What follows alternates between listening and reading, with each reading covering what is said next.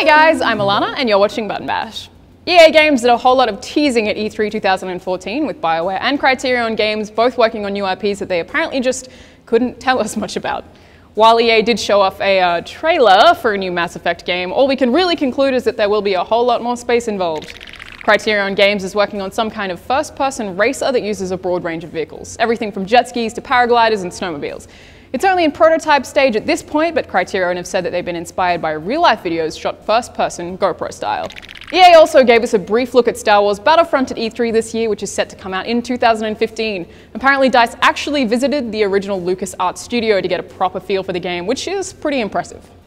Unfortunately, EA didn't show much of the anticipated Mirror's Edge sequel, but they did show off a conceptual trailer that confirms Faith, the protagonist from the original game, will be returning, and the game will have the same heavy focus on parkour-style travel. The game doesn't yet even have a name, and there were only mere seconds of gameplay, but hopefully we'll see more soon. A new trailer showed off Battlefield Hardline, EA's team-based FPS, which players can get a look at via the public beta, which has just launched on the PlayStation 4 and PC. Players who own Battlefield 4 on the PS4 can get the beta on the PSN store, and PC signups are available on EA's website. That said, the game has also been confirmed for the Xbox 360 and PlayStation 3, and the beta will soon be available on all platforms. Beta players will also receive access to exclusive in-game items when the game releases on October 21st. Age Inquisition was highlighted at E3 this year with a live cello player, which I actually thought was really cool.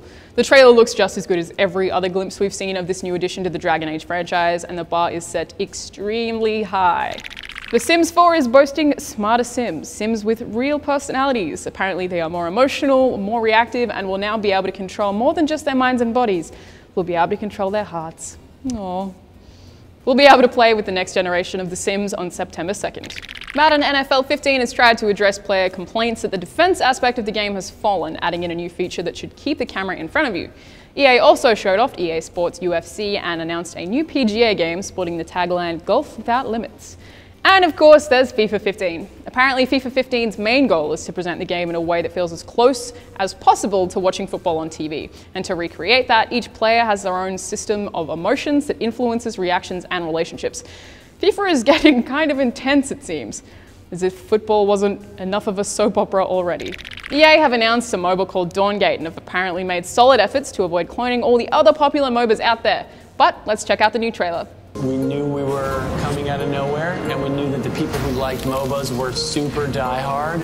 We put it in the players' hands at a very early stage, and we were just kind of like, we're going to build this in front of you guys, and whatever you tell us about this, we are going to hear it whether we like it or not. It's just a constant dialogue with our players, and Dawngate is constantly getting better for it.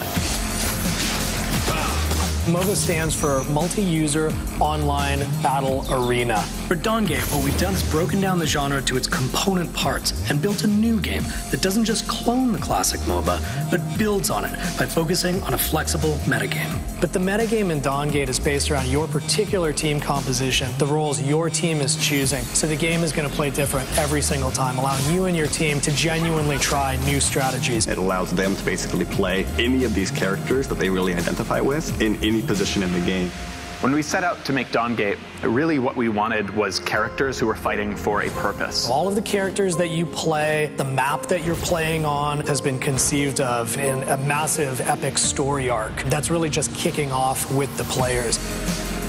Salus, he's a character who I love to play. He's sort of a lizard monk, very zen. There is a little spirit wisp dude. I love the design of that guy. Big guys with axes and armor and skulls. I like that a lot. So I like supports, 100% the best. I like making supports and playing supports the best. I really like that we have a whole section of the world that's devoted to badass, bookish nerds, and I like books.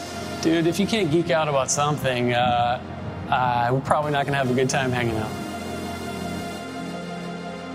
We built this team specifically to make this game, to make Dawngate. We're a group of hardcore MOBA players, so we knew if we were going to make something awesome for our players, it had to be awesome for us. The sky's really the limit. Dawngate has been designed to entertain you. The opportunity is there for us to go wherever we want, so long as it makes sense for the player. I'm Alana, and thanks for watching Button Bash.